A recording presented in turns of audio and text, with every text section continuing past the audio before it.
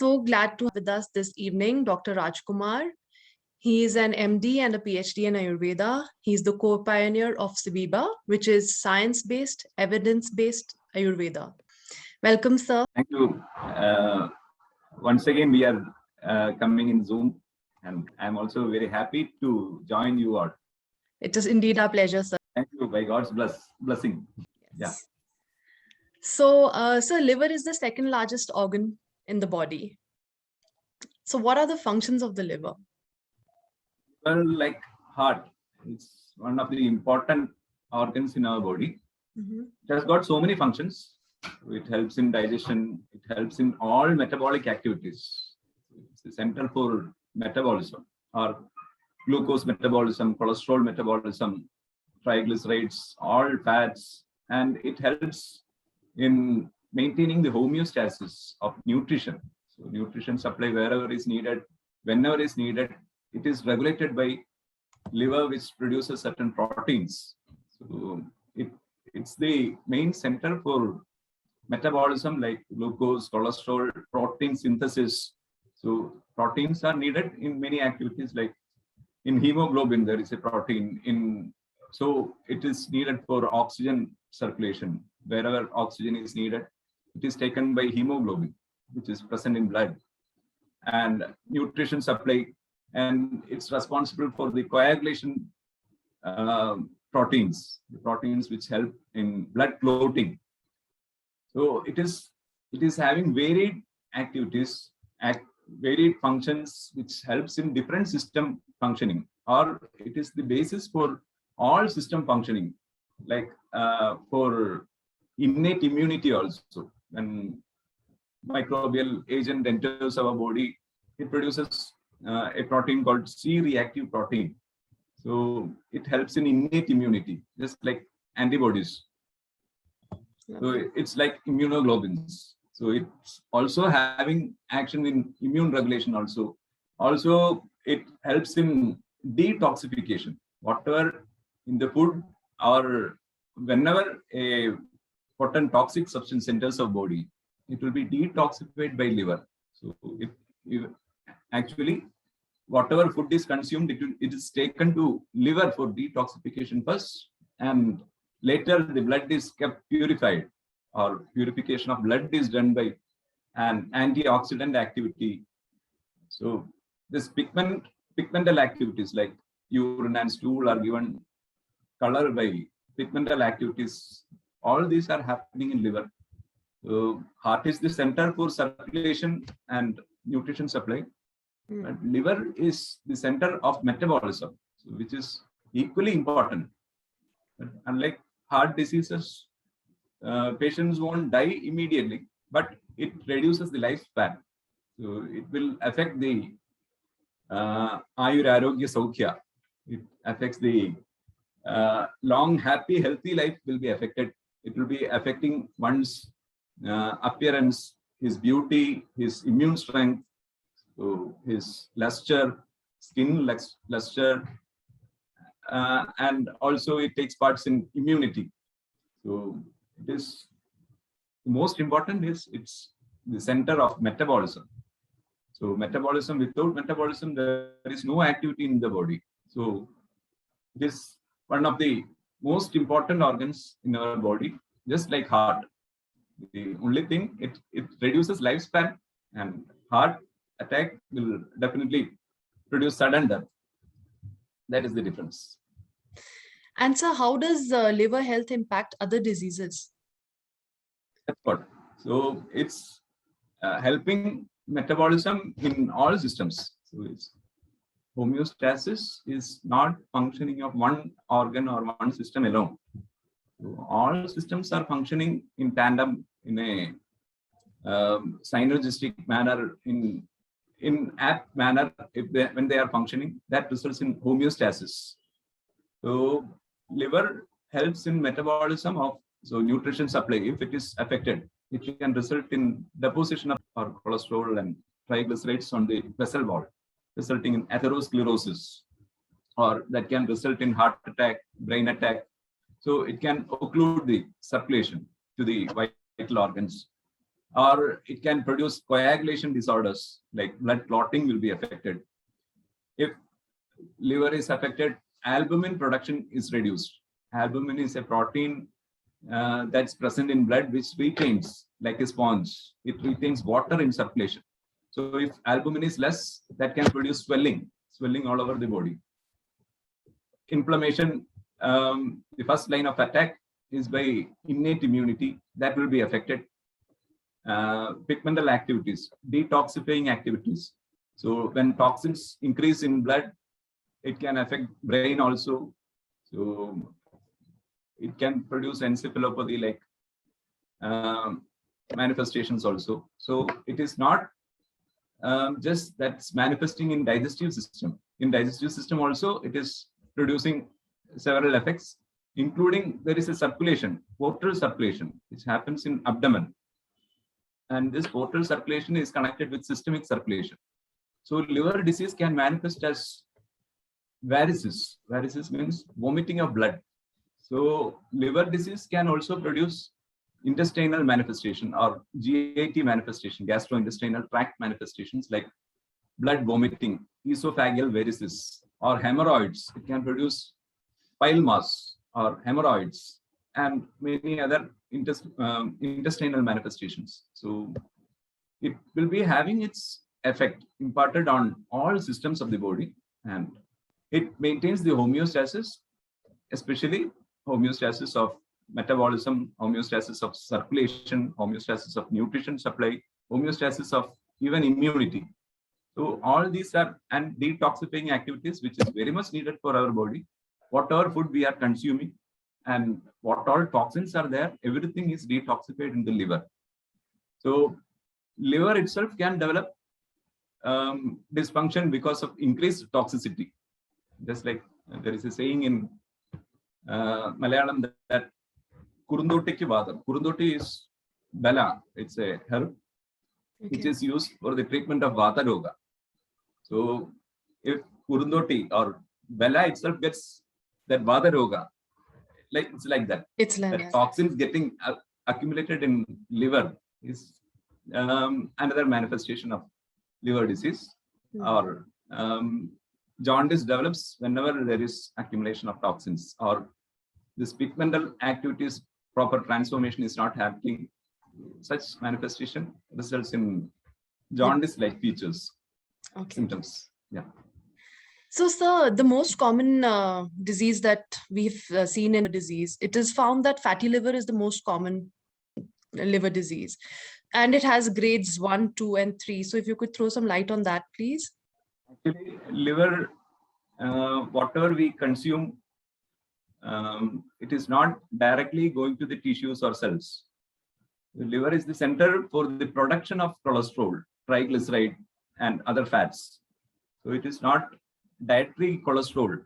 When we consume cholesterol rich food, it will not be directly going to tissues. Liver will be synthesizing. It will be taken to liver, and liver will be synthesizing along with glucose metabolism and other metabolisms. It will be producing cholesterol, and that cholesterol only could be utilized. So liver is the main organ for the production of fats. So it's having fat storage in the cells. Hepatocytes are the cells in the liver. It's having fat storage. So just like in obesity means the food that we consume is first initially wherever glucose is needed or triglyceride is needed for energy production, it will be given to cells. And if we are not utilizing that energy, glucose will be converted and stored in liver as glycogen. And it will be sent as glucose, and it will be given to cells after when we are not taking food. And when that glucose is not utilized, it will be converted to triglyceride and stored under the skin, subcutaneous fat. It is stored as fat. So fat, when not utilized, it will start accumulating in the body. So in the same way, when fat is not utilized, production from liver also gets decreased, and it will be stored in the liver. So eventually that can result in accumulation of fat in liver, which is termed as fatty liver. Actually, fatty liver can happen whenever there is reduced activity or when metabolism is affected. And if you are taking excess nourishment, whatever is needed for the body, if you are taking in excess, that can also result in accumulation of fat. The fat affects the cells or it causes destruction of the cells. Three causes are there for fat regulation. Fat metabolism is regulated by three factors: lack of exercise or improper metabolism or excess nourishment consumed. So any of these three factors, if it is disproportionate, that can result in accumulation of fat in liver. Liver is the main center where fat is produced. So if any of these processes are affected, that can result in accumulation of fat. And when this fat accumulation, when it affects the cells in the liver, it produces an inflammatory response. Inflammatory response can start many of the symptoms. Till then, there won't be any symptom. It's like obesity itself. And if it is due to alcohol and other things. Correct. So there, the method is different. The development of fatty liver is different. It is caused by the alcohol or ethanol produced from alcohol, or to be producing acetaldehyde, which will be destroying the liver cells, which are hepatocytes. When liver cells are destroyed, more and more inflammation starts. So that stage can result in development of so many symptoms. And the fat deposition, the method of understanding is just like obesity, or it is associated with other obesity related conditions like diabetes mellitus, hypertension, or hyperlipidemia, dyslipidemia. In such conditions, there will be accumulation of fat, and main cause being excess nourishment they are taking as well as lack of exercise.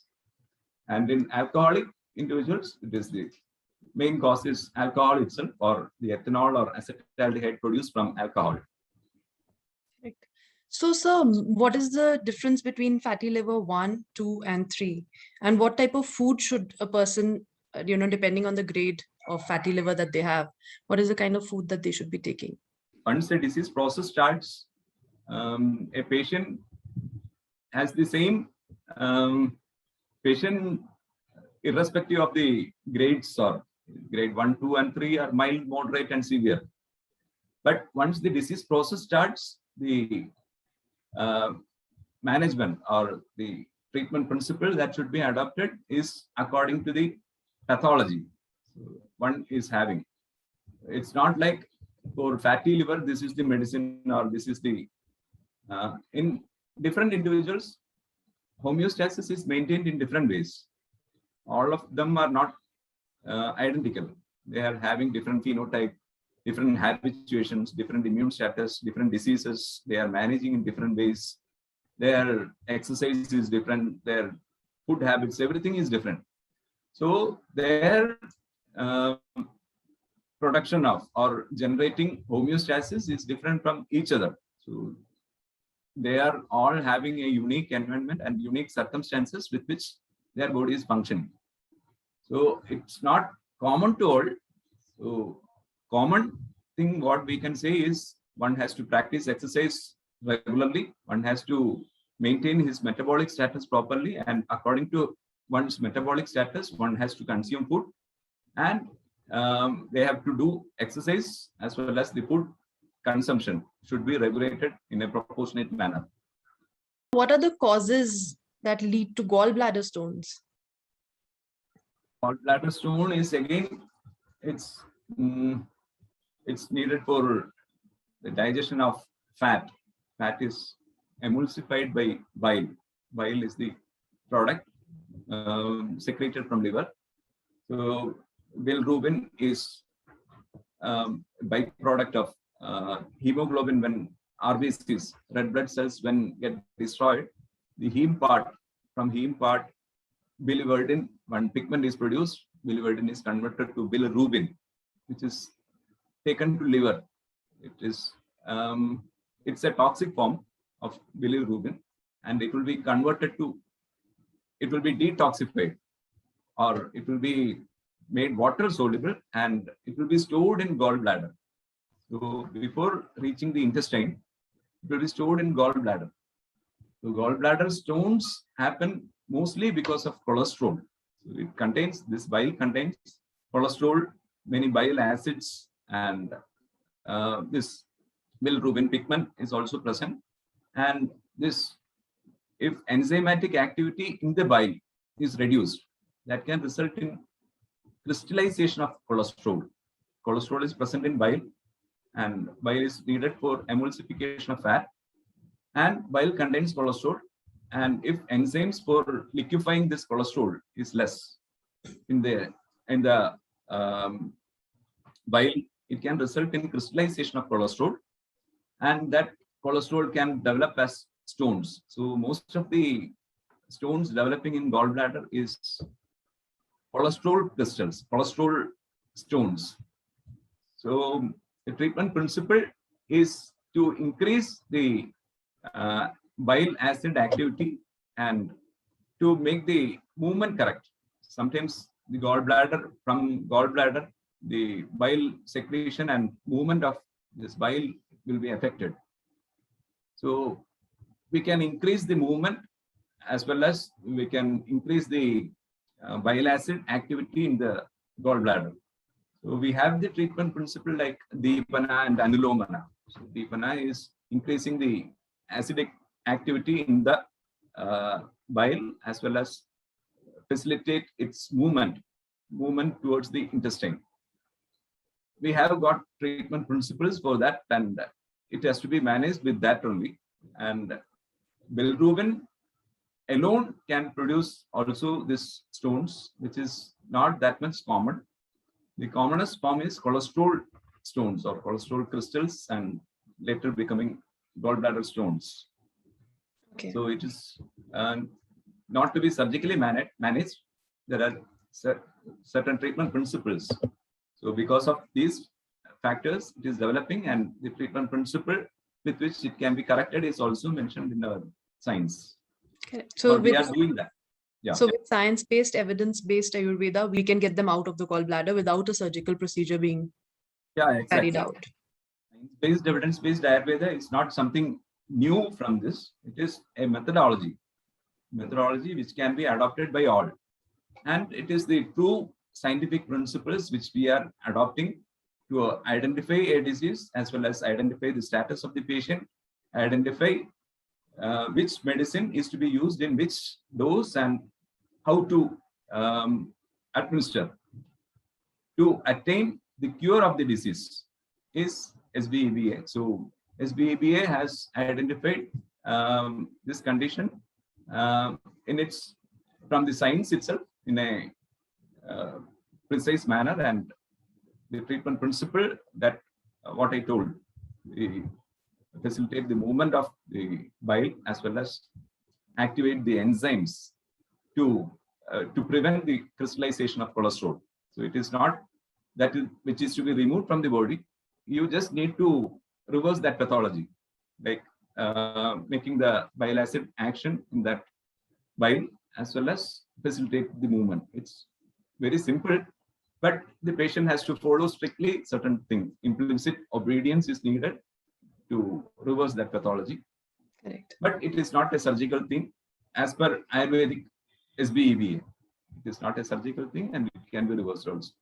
So, sir, as much as I understand that the food will vary from person to person, but if there is a broader guideline that you can give us based on what kind of food that a person should consume. In our science, it is mentioned as to take Katu Rasa Dravya. So Katu Rasa means it is pungent taste, or which is spicy. Okay. So such taste you cannot adopt without identifying the status of the patient, or without identifying the exact pathogenesis with which it has developed.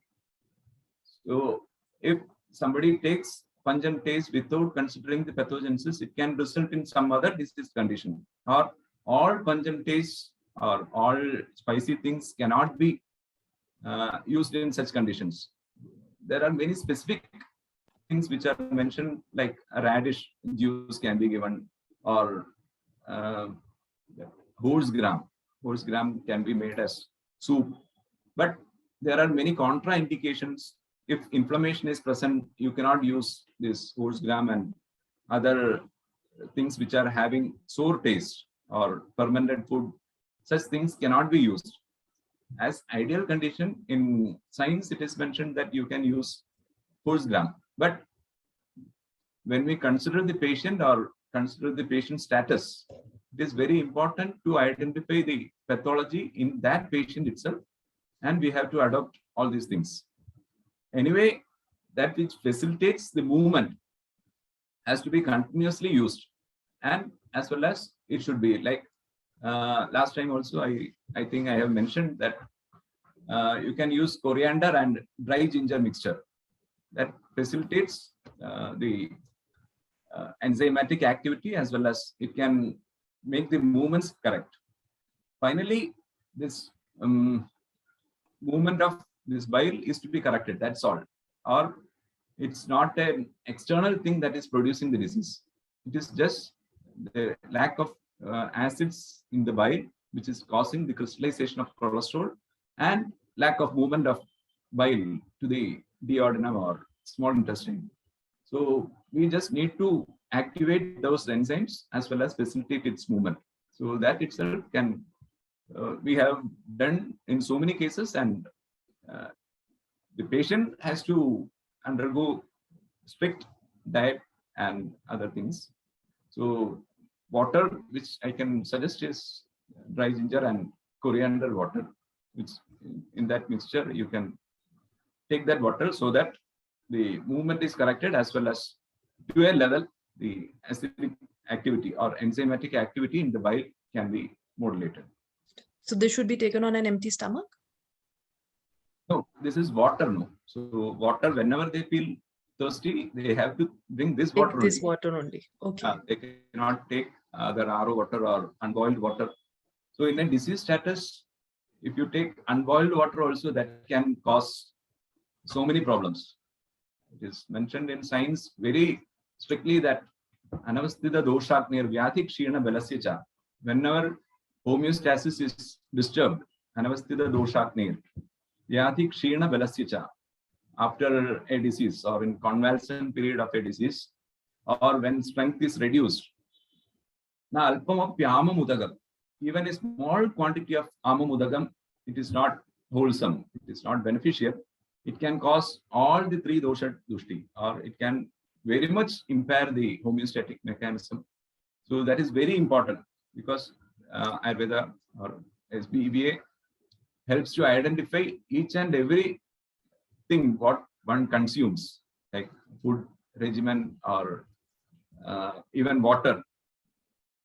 So when we modulate the water which we consume the whole day, that can have a very great impact on the homeostatic mechanisms, because we are taking water more than medicine or any other thing. So that will alter the internal environment, and it will be a favorable for health. So water is the best thing that you can do in a disease status, and regulation of food is also needed. Sure. So, sir, can jaundice lead to formation of gallbladder stones, even if it has happened 10, 20, 30 years ago? This is a symptom, and gallbladder stone is the cause of that jaundice. So gallbladder stone can cause jaundice. So if it is 20 to 30 years before also, the same scientific principles were not utilized in olden period. So they used to go for, instead of coming to Ayurveda. So people are not coming to Ayurveda because in Ayurveda it was not managed like SBEBA before. So in the present day, SBEBA can easily treat. In the text also, in the science also, it is mentioned. It is not mentioned as a surgical one. It is to be managed with treatment principles only. So even if before 10 to 20 years also, if SBBA was there, we could have managed gallbladder stones with scientific treatment principles. So, sir, what about liver cirrhosis? What exactly is liver cirrhosis, and can it be reversed? Cirrhosis is end-stage liver disease. It is liver is having hepatocytes, or the cells of liver is called hepatocyte. The hepatocyte is doing all these functions: storage function, secretory function, excretory function, so many detoxifying functions. So when these cells are destroyed, liver has capacity to regenerate. So if it is due to a pathogenesis, that pathogenesis is to be reversed. Then only the cells can regenerate. And if the pathogenesis is preserved and you are suppressing the symptoms, it can eventually lead to destruction followed by replacement of these cells by fibrous tissue. So fibrous tissue will be replaced in the place of hepatocytes. So all these functions will be disturbed, and that is just like scarring. So when an injury happens, that place will be replaced by a fibrous tissue. So fibrous tissue cannot do the functions of hepatocytes. Correct. So later, nodular regeneration, it becomes hard, and the pool of fibrous tissue will be there in the liver. So liver cannot perform any sort of function, which is termed as end-stage liver disease. We have treated some cases of autoimmune hepatitis. Autoimmune is body's own immune system is acting against liver. Yeah. So that has caused destruction of liver cells, and it was diagnosed as early stage of cirrhosis. Cirrhosis is liver damage, and end-stage liver damage is termed as cirrhosis. And when we started reversing the pathogenesis of autoimmunity, it gradually, it was a 6-year-old baby girl. She started recovering, and now it's almost 6 years, and she's not having any other symptom or any symptom like related to liver. And she's like normal other girls. And so the thing which we did was reverse the pathology. It is not like treatment for cirrhosis is one, or treatment with these herbs we have to treat cirrhosis. We did the treatment of autoimmunity, and eventually the girl started regenerating her liver. She was suggested or advised liver transplantation, but she survived without anything, because with small doses of medicine and the correct diet and other things, when we removed the pathogenesis, cause and mechanism, it automatically got reversed. So liver is having the capacity to regenerate, but as cause is not addressed, we cannot say how far the cirrhosis is manageable. If in the end stage it comes to us, it's very difficult to, scarring or the fibrous tissue deposition cannot be fully reversed. This was a baby girl, and maybe because of her age, sudden regeneration happened. So end stage liver disease means detoxification activities are not happening. So toxins might enter brain. It can produce encephalopathy and other severe problems. And also albumin production, circulation will be affected. It can produce renal disease, hepatorenal disease, hepatoencephalopathy. So many conditions can develop. So which stage we are getting is very important, and age of the patient and many other prognostic standards are there in Ayurveda. Based on that, we are considering, and as we are addressing the cause and mechanism, chances of reversing the disease and moving towards health is very much higher than what is being done in the conventional way. So why is it that liver is the only organ in the body that can regenerate itself? Not like that. There are 3 types of organs, or you can say systems. Like permanent, they cannot regenerate, like cardiac muscle. If heart attack happens, it will not regenerate. once that area is gone, it is permanently gone. Or muscle inflammation. If muscle inflammation is not properly managed, muscle cannot regenerate. Nerves cannot regenerate. Once it is destroyed, it is permanently destroyed.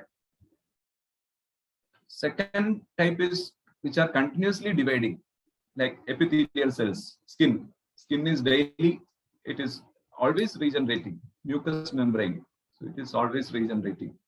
So always it is produced, which is labile or continuously dividing cells or epithelial cells, mucosa, etc. So when cancer is treated, it will be targeting continuously dividing cells, so that they will be having hair loss, so GAT problems, or bone marrow from where RBCs are produced. So blood count decreases. So they are continuously dividing, and tumor is also such a thing. So they'll be targeting on continuously dividing cells. And the third is they are stable, quiescent cells. So they are moving in a calm manner, but once stimulated, it will start regenerating. Like glands, all these are glands, liver, pancreas, kidneys, they will start regenerating. Such cells, once you stimulate means when cause mechanisms are removed or reversed, it will start regenerating. So liver is such a thing. Kidney also, it can also regenerate. Pancreas is also regenerating. So repair process is very fast in liver. Yeah. That's nice. Some good news. So, sir, what about Gilbert syndrome? It's a rare disease, but Disease, and yeah. it's a genetic defect that one enzyme is deficient or recessive. It is. So that recessive means one enzyme is deficient, with which the bilirubin is converted, or bilirubin is formed from heme part of blood, hemoglobin, and it will be taken up by liver, and it will be conjugation happens. Conjugation means it is detoxified and made water soluble. So that process is affected. That conjugation process is affected, but it will be rarely producing such much complications in that. That means conjugation is happening, but not to the level expected. So if the patient is not having any problem, we need not mind that, because it has part of one's genes. So genes cannot be treated in Ayurveda. What is mentioned in science is Swabhava. Swabhava is Prakriti. Prakriti is one's phenotype or genetic makeup. You cannot Swabhavu Nishpratikriya. You cannot treat the genetic makeup. But if you improve the enzymatic activity, or if you improve his digestion and metabolism, that will not produce, I feel, I haven't treated any case of Gilbert syndrome. I feel that there won't be much symptoms produced in them. Yeah. So, what about the SGOT and SGPT levels? Yeah. SGOT and SGPT are two enzymes which are produced in liver, and usually in inflammatory status.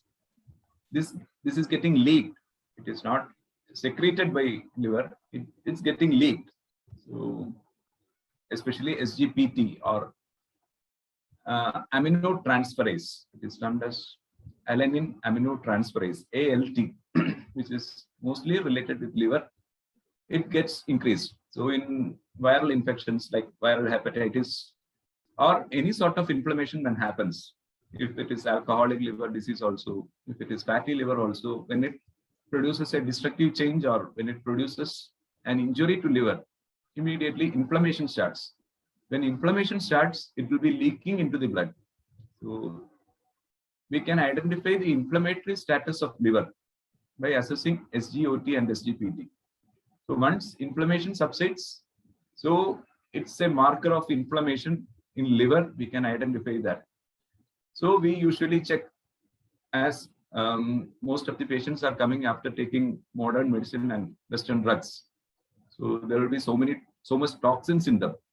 So initially itself, SBBA practitioners will start their investigations from SGOT and SGPT, because drug injury or any other forms of drug intake can produce liver injury.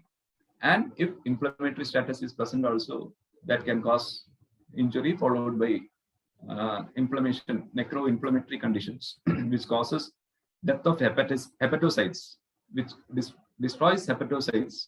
In all those conditions, there will be leakage of SGPT and SGOT, or ALT and AST. So this is a marker of inflammation in liver. And we can check whether the treatment is in correct direction. Also, we can check SGOT and SGPT. One need not go for SGOT and SGPT regularly. If there is any alteration, they have to get it normalized. Then only the remaining treatment will be effective, because liver is the main thing which is responsible for metabolism. So, sir, if the levels are exorbitantly high, then what can a person do to bring them under control? It is according to the cause. Always, SBEPA is not for any symptom control or symptom suppression or symptom alteration. So whatever be the disease, so the disease is, if it is alcoholic liver disease, management is different.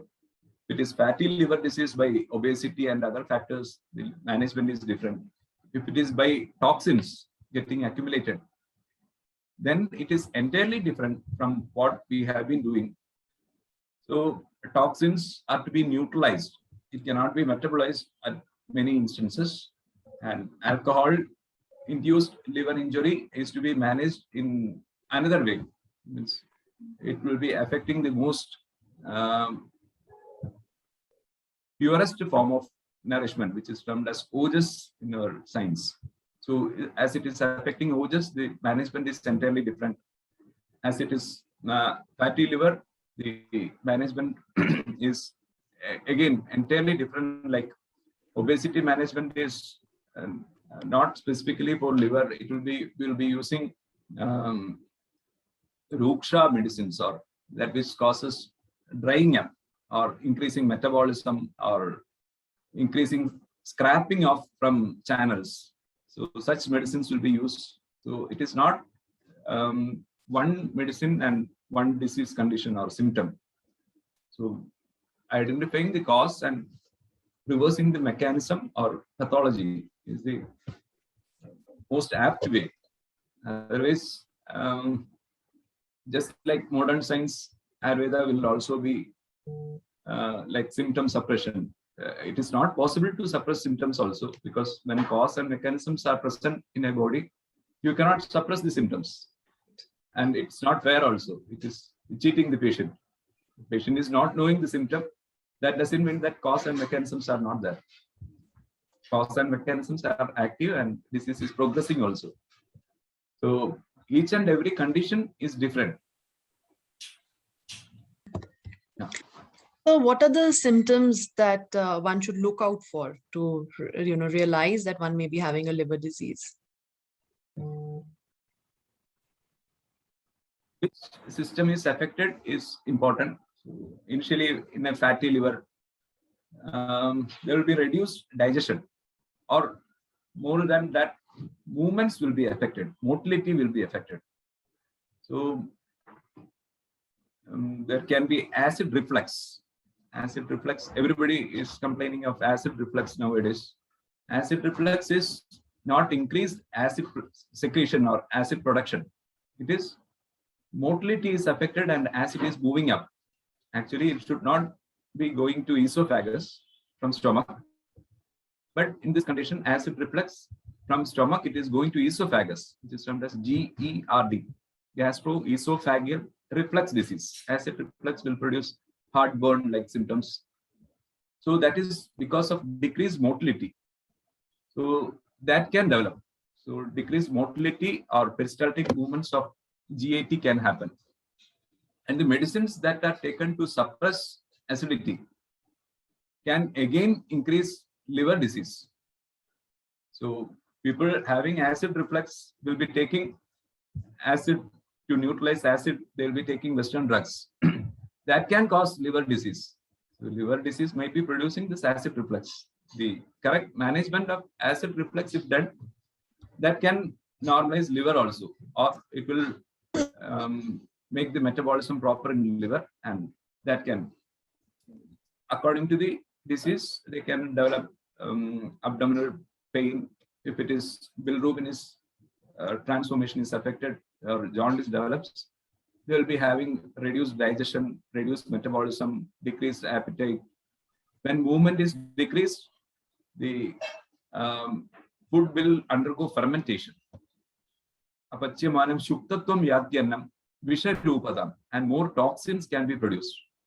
So more effort for liver again happens due to decreased motility. So decreased motility, toxins are more produced, and liver has to detoxify that. Again, this acidic reflux again increases, and patient will be having weakness, malnutrition. So patient will be having emaciation. So that all occur in later stages. And if other albumin production is affected, that can produce generalized swelling, and blood clotting can be affected. Prothrombin time can increase or decrease, prothrombin time, etc. happen. So it's not like liver disease means such symptoms. It is vague symptoms, but like acid reflux or pain abdomen or pain on the sides of the rib cage, right side, such manifestations will be developed. Even bile mass can develop because this portal circulation is connected to esophagus in umbilical veins or through rectal veins. It can cause bile mass also, or hemorrhoids, bleeding piles. Okay. So please share some lifestyle tips to maintain good liver health. This is all the systems functioning in proper way, in proper manner, in proper timings, in tandem, in synchrony. Everything should be it should be complementary to each other, supplementary to each other. So when we are habituating something which is not good for our body, it has to first overcome this resistance of homeostasis. Body will be continuously adjusting the homeostasis, and it can result in development of a factor which he consumes in excess. It can be an anabolic factor or catabolic factor, or which disrupts the metabolism, which is termed as the intrinsic factor for a disease. And later, there will be systemic homeostasis also. This intrinsic factor has to overcome the systemic resistance and produce a disease. So what is actually resisting a disease is health itself. So we need to make our health that much efficient so that it is resisting all the external factor, unwholesome external factors, and their development inside the body as well as inside the system. So liver specifically, if detoxification is affected, we have to use more bitter taste. Bitter taste means its nature itself is detoxifying. So bitter taste helps in detoxification. It helps to improve your metabolism. Bitter taste like turmeric or other padola, other herbs are also there, which can neutralize. They have the capability. Means this tikta dravyas, or which are having bitter taste, are having naturally inherent property to detoxify. If detoxifying activity is affected, you can use such herbs or such food and water prepared with giloy. Giloy is guduchi. Guduchi is a tikta dravya or bitter taste having. So it can be used to detoxify. By its nature itself, it can detoxify, and it can improve metabolism also. And in gallbladder stones, you can use katu rasa dravya. That's what I told before, which are having pungent taste, like shunthi or ginger, dry ginger. So dry ginger and coriander are having these properties. So it's not like liver disease and this food. It cannot be compared.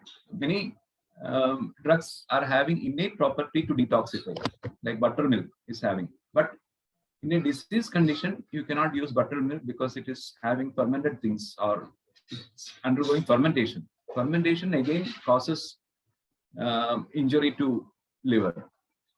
So in that stage, which are having sour taste, are to be avoided. Sour means all sorts of sour is dangerous to liver. So in liver dysfunction, the most important things that have to be kept in mind is sour and heavy food. Heavy in the sense fat and other things, because liver is digesting this fat. So fat is to be avoided. Plus sour things, including fermented food, including alcohol and other intoxicating beverages. All these are having poisonous effects. It's like poison itself. And they have to modulate their regimen, their exercise and other things are to be. Plus, they have to attend their calls of nature on time. And also, they have to avoid more Western drugs. All Western drugs can cause toxicity or drug toxicity in liver, hepatic toxic. Chemical drugs are to be avoided. So chemicals, so food and vegetables which are having pesticides, they all increase the workload of liver. Also, dairy products, milk and all other milk, curd, buttermilk, all these are having oxidative stress. They will be producing, when it's difficult to digest, it will be producing oxidative stress. Again, that has to be managed in liver. So liver gets overload. And Ayurvedic preparations are also there, which are metallic preparations. If purity is not, proper purification is not done, that can also affect. So more important is avoiding such things, not to take what is beneficial is to be determined by an SBBA doctor. But what all are to be avoided, I can say that bakery foods, dairy products, sour things, and they have to regularly practice exercise and avoid Western drugs. Also chemical drugs are to be perfectly avoided. So, sir, a lot of people don't want to give up non-veg and alcohol. What would be an ideal amount that they can consume, irrespective of even if they don't have a liver disease? What is an ideal amount that they can consume? How much poison I can drink, isn't it? It's having all the properties of poison. True. It's mentioned in our science that it is having all the properties of poison. True. So it's not at all beneficial. But we are using aristas, arista asavas, which are medicated, this alcoholic preparations. So it is mentioned as arista sarva madhya gunathiga, best alcohol is arista or asava. So as one who is habituated to that, one who is taking heavy eaters, or one who is having good mental strength, one who is habituated to non-vegetarian diet, they will be tolerating this alcohol, but that doesn't mean that it is going to do good in them, because liver has to detoxify it. Whatever quantity you are consuming, it will be detoxified in the liver. So it will be increasing the workload, and the acetaldehyde that forms will be affecting brain also. Oh. So anyway, etraiga smriti vipramsha tatra sarvam asatuyat, as it is producing memory loss, or you are losing your Self-control insight and judgment. So it has to be avoided at any cost. And sir, Ayurvedic medicines like Arshitas, They are medicated and it is to be used in very limited quantity and it is not to be used in all disease conditions. And in very, as an SBBA practitioner, there is no much need to administer or advise Aristas in many conditions.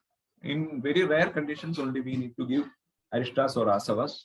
Otherwise, we can manage with very limited number of medicines and other things. It is not, as it is medicated alcoholic preparation, it will not be producing any sort of, because medicine becomes a medicine when it is properly prescribed by a Pishak. Properly prescribed means he has to assess so many things: the patient status, in the patient status as well as disease status, and which alcoholic preparation, which is Arishta, is to be prescribed, and in what dose, and everything is determined. And when it is administered in very low quantity, it is like Amrit itself. It's like nectar itself. True. So any Ayurvedic medicine is hepatotoxic? Modern research, they are doing so many research with Ayurvedic medicines. That is utter foolishness, because in Ayurveda itself, in our science itself, how to do research with drugs or medicines? We don't have drugs. We have medicines only. Our herbs or herbal formulations are explained with their action in the body. So inside the body, what the action is very well explained. So we need not discover what all actions are there. So it's non-compound. We are using herbal formulations which are known to us, what the action is on what sort of composition it's having. But unlike in modern system, unlike Ayurvedic medicines, modern system, they are using unknown compounds. Unknown compounds means they don't know what the effect it's going to produce inside the body. So they will be prescribing or they will be administering a medicine in a dose fixed by them itself, and it will be assessed in so many subjects, and they will be assessing the risks and benefits. But ours is entirely different. We are addressing the cause and mechanism of a disease. So it is not simply administered to so many people. We are identifying the disease status. We are identifying the patient status. We are first determining the treatment principle. Then we are prescribing a medicine which is known to us and for intended effect. When intended effect is produced, it will not produce any other effect. It will not produce even any other effect other than this intended effect. So it is very well specifically mentioned. Anaya matraya cha yuktam asmin vyathu evam vidhasya purushasya edavandam dosham apagashriyati upashamyadiva. So 4 factors. The dose is to be determined, that a Western researcher cannot do. Anaya matraya yuktam evam vidhasya purushasya. The subject has to be assessed. The state and stage of the subject, state and stage of the disease. What is the cause and what is the status of the disease? And one more thing you need to know is this medicine is going to affect the dosha in such a way. Evam edavandam dosham apakarshayati upashamyadiva, or it is going to neutralize or metabolize or whatever it is. You have to know everything regarding that medicine, and then you have to use in that subject. So when you are using a known medicine in known subject with known disease status, is going to produce only intended effect. No other effects will be produced. So modern researchers, what they have done is they have given Giloy to 100 people without testing any subject status or disease status, without considering anything. They will be giving this medicine. They are not Ayurvedic doctors, or they are not experts in our science, so they cannot assess also. And they will be studying this liver function, and they will be identifying it as hepatotoxic or other things.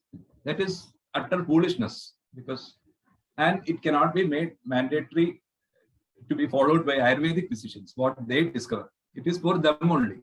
Correct. It's not of any use for Ayurvedic people or scientific practitioners. So last question from my end. Are vaccines for hepatitis important? Hepatitis is caused by viral infections. Viral affliction is causing hepatitis. So virus is proliferating inside a cell. So the only method to remove virus is our immune mechanism is to be, innate immunity is to be activated. So once immune mechanism is activated, it will be identifying the cells which are having viral proliferation, and it will be informing the immune system. And cytotoxic T cells, cytotoxic means which destroys the cells. They are immune cells, they come and destroy those cells which are loaded with virus. So there is no more viral infection in them. So whatever it is, with virus, hepatitis A virus, B virus, C virus, E virus, whatever it is, the mechanism is same, one and the same in all. Will the So immunity? when we adopt SBEBA principles, this immune system gets activated, and immediately within 1 or 2 days, the virus will be destroyed and the patient regains health.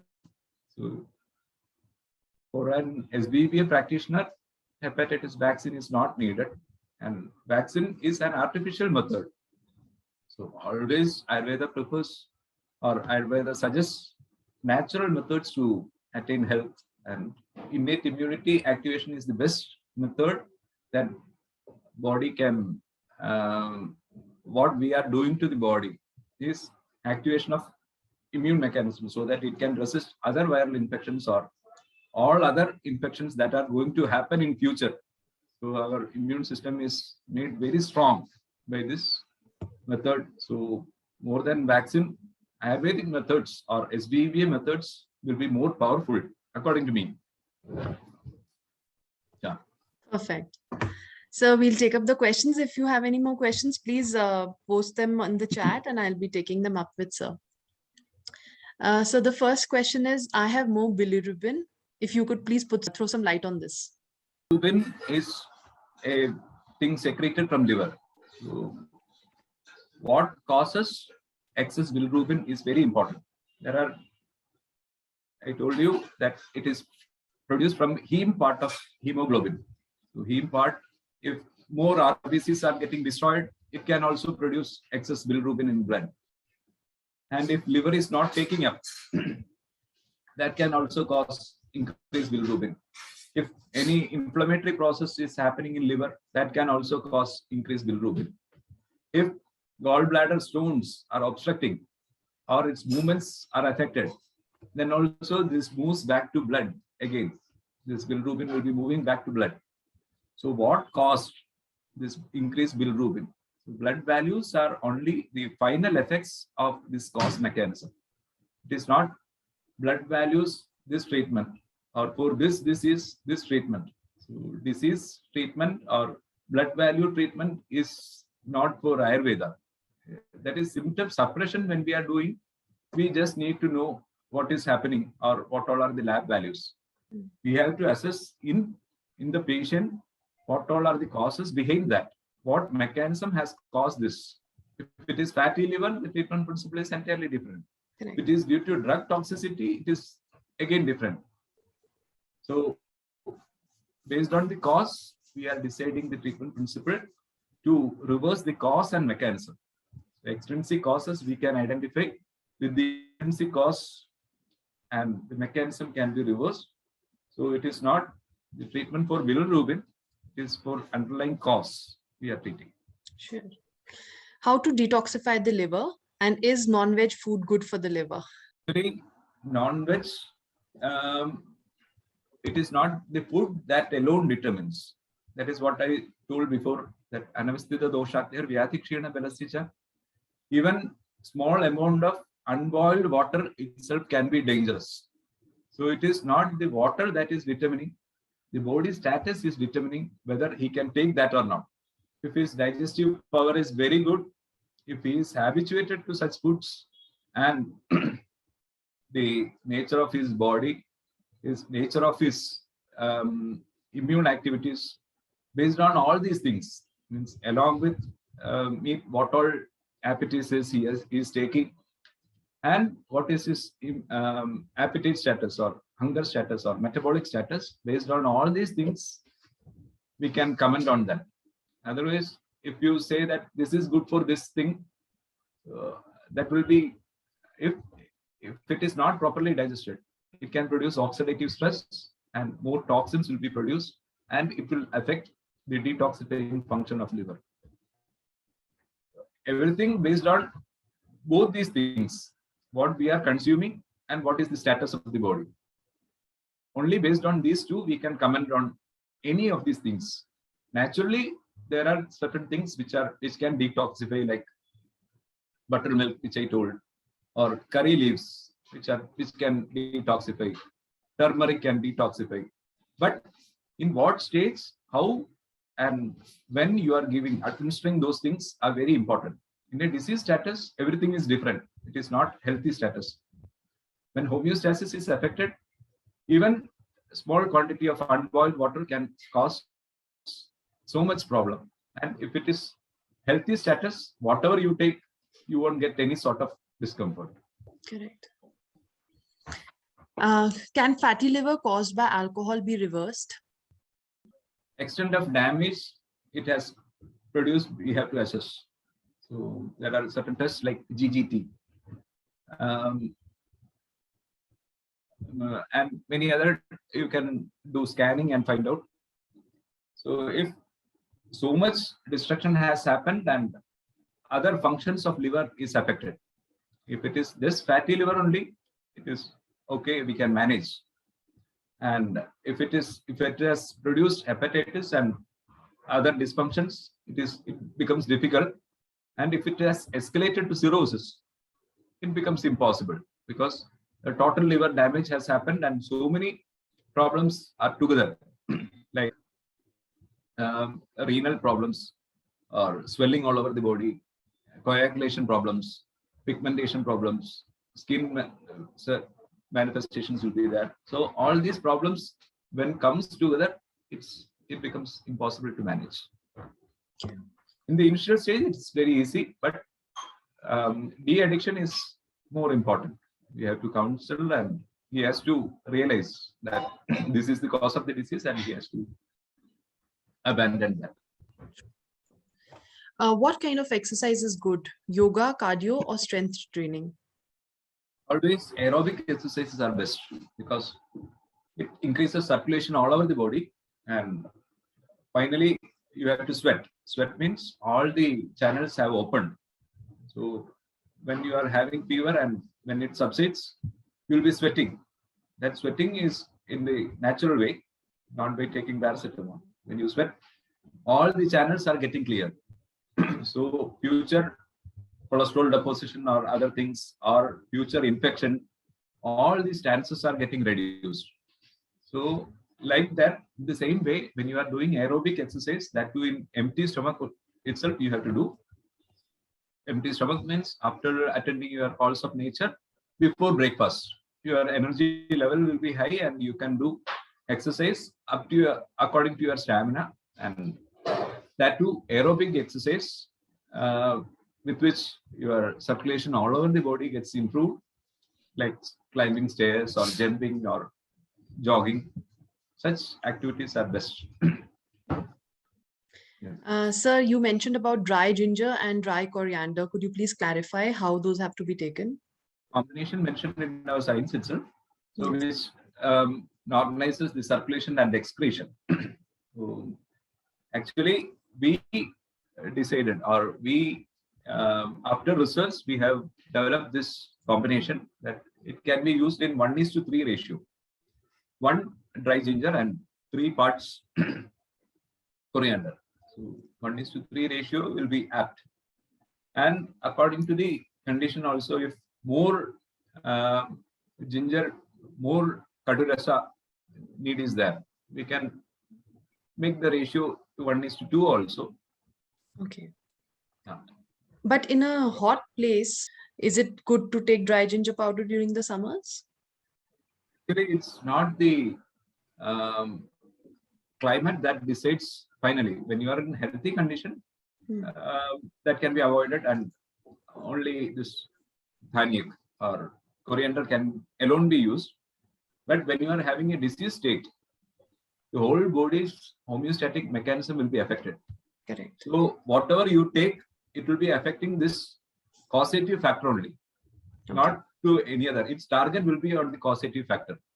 If cholesterol is the causative factor, it will be acting on cholesterol only, because that homeostatic disturbance has happened, and that aggravated or vitiated factor only will be affected by this cause as well as medicine. Medicine will be directly acting on the cause.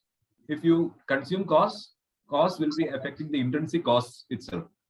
So whatever you do in a disease state, it is going to affect the intrinsic causative factor. Okay. So in a disease state, it will not be affecting. In a healthy individual, you can go for coriander alone instead of coriander and dry ginger.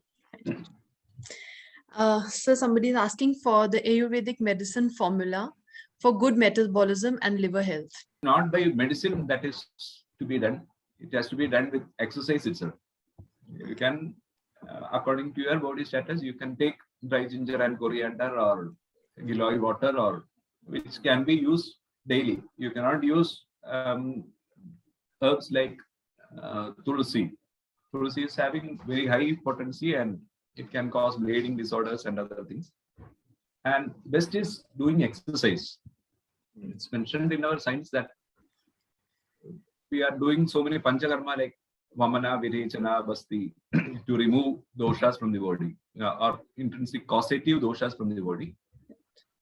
Kape prachardanam pitte virego basti rirane. It is mentioned as for Kapa it is Vamana, for Pitta it is Virechana, for Vata it is Basti. Shasyate Trishu Abhi. Superior than all these three is Vyayamu Sarva Dosha Nashana. So Vyayama will metabolize. It is not against Kapha or Pitta or Vata. It will metabolize whatever comes in. So whatever unwanted, it can detoxify also. So best way to improve liver is to improve your appetite, improve your digestion, improve your metabolism. When your metabolism is perfect, you can identify that your liver is perfect. True. Can Yakruta in Ayurveda's physiology relate with liver only? There is a science which deals with human body, which is highly dynamic. So there are so many homeostatic mechanisms happening each and every second. So in that body, we cannot identify a structure as the cause of a disease, or whatever the functions of that structure is the dysfunction that's happening. So each and everything is identified on the basis of functions. Structure wise, we have mentioned, Acharyas have mentioned that Pancha Mahabhuta is the basic structure unit. And in the Sharira, in the body, it is identified as Tridosha. It is functionally classified structures. So Tridosha, Dhatu, Mala, Srotas, organs, all these are functionally classified. So Ekrit is an organ which is concerned with Raktavaha Srotas. So in that Raktavaha Srotas, what all things are, but other functions of liver also are explained in many other conditions. Like in the case of inflammation, it is considered with Rasavaha Srotas. It's in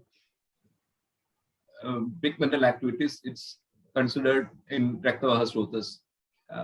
It can affect Samhanana, or it can affect your strength, immune strength. So it is considered in various parts in various ways. Rakta Samhanana is mentioned. So it is not liver that is to be taken in a pathology. Functionally, everything is classified. Starting from the basic cell, everything is classified based on the functions in science. So if you consider this liver dysfunction as this thing, and if you choose a medicine from text, it is not, you cannot choose a medicine from text directly. What is mentioned for a Pishak to prescribe is Smrtiman Hetu Yuktijno Jidatma Pratipattiman. Nowhere research is mentioned. He should have Smriti. Smriti means good memory of the science. Science has to be learned first, and then he should have good memory. Hetu Yuktijno.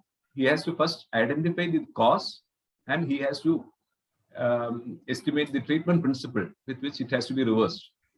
Jidatma, he should have good insight and judgment. And Pratipattiman, he should have experience in application. So he should have good memory. He should perfectly identify the cause. He should perfectly determine the treatment principle. He should have good judgment that what to be done in the next stage or in this stage. And finally, he should have experience in application, perfect application. Pishag Aushadha Samyogesh Chikilsam Kartum Arhati. So nowhere medicine name or anything you need to learn. You need to have all these things to become a perfect clinician or perfect practitioner. So it's not the research that is determining your proficiency. It is your how much you have worked in science is more determinant. Akriti is asking, in which classical book of Ayurveda there is description of cholelithiasis, under which topic? Cholelithiasis is gallbladder stone. It is mentioned in Pandaroga Chikitsa, which is mentioned as Shakasraya Kamala. Kapha Samurchido Vayur Yada Pittam Behikshipet. As if I am a student and she is asking a question. And it is a special type of pathogenesis, which is Ashya Apakarsha Gati. So many things to scientifically explore. Right. So for a public, it is not needed. How to treat bilirubin? Yeah, it is produced from liver and it is excreted into small intestine. So its production and its movement is to be regulated. So what is causing the defect in production? What is causing the movement to small intestine? That cause is to be corrected. Then bilirubin becomes normal. So it is not treatment of bilirubin. Cause of bilirubin dysfunction is to be treated. Right. You cannot take something from text and start administering. You need Smrtiman, Hetu, Yuktijno, Jidatma, Pratipattiman. All these factors are there. So by assessing all these things, we are determining a medicine. Pishag Aushadha Samyogesh Chikilsam Kartum Arhati. We cannot choose like that, but usually fatty liver develops, non-alcoholic fatty liver develops because of fat not properly utilized in the body, generally in the body. So obesity, along with obesity or dyslipidemia, it will be having the same treatment principle of obesity could be adopted, and Lekhana and Deepana treatments are done. So if I tell like this, you won't be, means public won't be getting benefited. But though it is mentioned as Lekhana or Deepana treatment, it has to be judiciously done according to the state of the patient, according to the state and stage of the subject, what his age is, what his status is, his previous diseases. Based on all these things, we are determining a medicine or something. So medicine cannot be prescribed like this. He has to follow whatever is metabolizing fat. Such treatment. Best is Vyayama, exercise. So somebody is asking 1:3 in how much liters of water? 1 day, how This much is you are consuming, 1:3 you mentioned about the ginger and dry ginger and coriander, right? Yeah. And how many liters Dry of water? ginger and coriander, 1:3 ratio you can use in 1 day's water. You can be 4 pinches for 1 day. And you can boil it for 5 minutes. So that water only you have to take. And if you are taking other water in between, that can spoil this effect. of this dry ginger and coriander. Namaste, sir. A woman is taking allopathy medicines for hepatitis B positive since 8 years. Later developed vitiligo on lips. So according to CBIBA guideline, should hepatitis B be treated for treating vitiligo? Vitiligo is an autoimmune condition. Correct. So hepatitis B infection has eventually caused triggering of autoimmune mechanism. It can cause cancer also, carcinogenesis also can be happening. So we have to assess the patient's strength as well as other things, the present metabolic status, present viral load. Viral load can be identified. So initially, the immune mechanism didn't act well. That's why it has become a chronic disease. So that chronic manifestation has to be identified from the basis itself. The vitiligo treatment is an autoimmune mechanism. If you start the treatment of vitiligo also, it will be having a positive impact on hepatitis B infection. Infection is more important, not that hepatitis B is present inside his body. So infection management is very well deciphered in SBEBA. We have to adopt that along with autoimmune mechanism can be reversed with SBEBA principles. So it has to be learned, and then only I can explain that. True. Yeah. So, what can a person do in case of an acid reflux with gallbladder stones? There might be somebody who can have symptoms like acid reflux. So, what can they do in that condition? Because that time they will end up throwing up. Is producing this decreased motility. We have to reduce fat Okay. to improve motility. So always this lower esophageal sphincter, lower esophageal LES is not functioning properly. So it's not the esophageal sphincter that's not functioning properly. It is the motility that is affecting it. So to normalize motility, we have so many medicines. From Ayurvedic perspective, we are saying it is Samana Vayu dysfunction. Samana So, is there any Samana. first aid that a person can administer at home? Because, to get to a SBEBA practitioner and, or even to get to an Ayurvedic doctor will be a challenge at that point of time when a person is suffering from reflux. Best one is this dry ginger and coriander water because it increases motility. Okay. So it is not antacid that is to be given. Okay. The main thing is motility is affected. Yeah. That's why acid reflux is coming. Correct. So the treatment is to be aimed at improving the peristaltic movements. That will be done by this dry ginger and coriander water. Okay. So that's a misconcept that whenever acid reflux happens, you have to give antacid. Yeah. So that should be corrected because it is a motility disorder. The movements are affected or peristaltic movements are affected.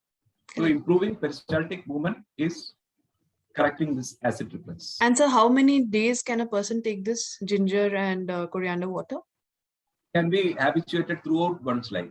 If one is prone to develop such conditions, motility disorders, even circulatory disorders or excretion is problem, or this motility, such motility disorders, they can continuously have it throughout their life because though healed also, if it gets subsided also, they'll be having a proneness to develop that. Okay. Susceptibility will be there. Normalize that or to reinstall continuously. You can use that water because it's not going to produce any side effect or after effect with this water. Okay. Everything is to be determined in the patient, not by disease names. That's what I'm telling from the beginning. So disease names or lab values will not give any clue regarding the patient status or which medicine is to be administered, which medicine is in which dose. So it is, earlier I told, Aniya Matraya Yuktam Asmin Vyatho Evam Mithasya Purushasya Edavandam Dosham Avaharshadi Upashamyadiva. That is very, very important because we have to assess the medicine, what we are going to administer. We have to assess the patient state and stage you have to assess the disease status also. Correct. So in one stage, this will be good, but immediately the stages can change every 48 hours, every 24 hours. So in the next stage, it will not be good. So for treating a patient, you need to meet the patient in person. You cannot do it online or telephonic conversation. It's not possible. Correct. So it's not useful by asking so many disease names and its treatment. So I would just request you for quick first aid tips that a person can administer at home if they're suffering from any of the liver disease, like some home remedies, some food that they can intake. Not knowing everybody's food habits, no. So what they need to do is they have to assess their body and find out what is causing their altered hunger status or this acid reflux or whatever be it. You have to assess how it's happening. So if it is happening by obesity, you have to go for that fat reduction treatment or other treatments. The final objective of treatment is to improve your metabolic status as well as improve your hunger. For that, you can utilize this water like dry ginger and coriander or Giloy water or coriander water alone. Sir, how According will to they that, take Giloy water, for example? If it is supposed to be Giloy water, then how do they take it? So instead of unboiled water or water they are taking, just boil it in water and they have to take continuously because your homeostasis is completely dependent on metabolism. correct. So when your metabolism is corrected, always you are taking water. So that medium will be always in favor for metabolism. So that is what our objective is. It is not like 1:3 itself or 2:3 or that hard and fast rules are not there. With which quantity or with in which manner your metabolism can be corrected is the most important thing. For that, you have to know which food are to be taken on time and which food are to be avoided. More important is the foods that are to be avoided, like sour things. And the most important two causes mentioned in our science is Vidahi and Apishyandi. Two causes are mentioned. Vidahi means that which are fermented or sour foods, tamarind or lemon, mango, all these things which are having sour taste, all are to be avoided. Bread, bun, biscuit, which are having this fermented thing inside. So fermented thing, whatever it is, it has to be avoided, which is dangerous to liver. And also Apishyandi means that which causes increased nutrition or increased nutrition in circulation, like heavy foods. Three things are mentioned. Viruddha Athyashana Ajirna Shilanu. Viruddha means which is antagonistic to the condition of the body. So if you are taking excess food and if you are taking food before the previous diet has digested, previous meal is not digested and you are again taking. Nowadays, people are taking 5 times food, more than 5 times food daily.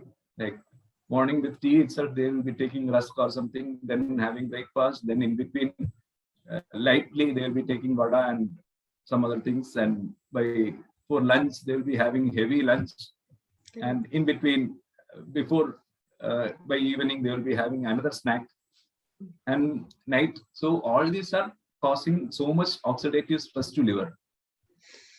So have food, have right food in the sense it should be wholesome. Wholesome means it should be rice or wheat predominant. It should not be spice things or without grains and other things. You should not have food. It should be Mathura Prayam. It is mentioned.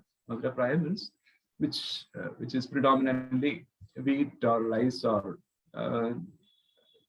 other grains, and all other things in its in apt proportion. It has to be mixed.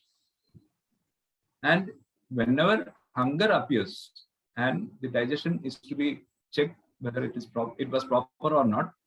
And one easy way to assess whether digestion has happened properly is examine the stool in water. If it is sinking, it is heavy. The food that was consumed was heavy. If stool is floating, that means digestion has happened properly. In modern concept, it is entirely different, that if you consume, if fat is not properly digested, the stool will float. But it's not like that. When food gets properly digested, it will be floating in water. The stool will be floating in water. That is a good indicator of proper metabolism is happening inside, with which we can assess whether our digestion and metabolism is happening properly or not. So your hunger status, the nature of stool, and regular exercise, that should not be skipped, because it is Shasyadi Trishu Abhi Sada Vyayamu Doshanasana. All the doshas can be metabolized, easily metabolized. Whatever bad things you are habituating, or whatever alcohol, or means I'm not propagating to consume alcohol, non-veg or unwholesome things, all those get metabolized. So you are helping the body to metabolize all those things. So this is the best way to maintaining the input, normalizing your metabolism, and doing our energy utilization should be in the perfect way. These three things are to be considered. So health is preventing diseases, not which finger I should concentrate. I have got 5 fingers. How to make the index finger healthy? It's not possible now. Correct. So when we are making healthy, all fingers should be healthy. If one finger is not functioning properly, other fingers will also get affected. So the best way is producing health. Health will prevent diseases, just as light is preventing darkness. True. Yeah. Okay, thank you so much, sir. This was really, really an enlightening session, and I'm sure so many must have benefited from them. And the last 3 tips that you've given, that's something that we would not even really bother to look at, but the simple things that you would notice being a science-based practitioner. So that's really nice. Thank you. I also enjoyed very much. It was really a nice session, sir. Thank you so much for taking out time for us this evening. Everyone, with this, we come to the end of today's session. I hope you've all benefited and your queries are resolved. Thank you so once again, and have a lovely evening. Thank you.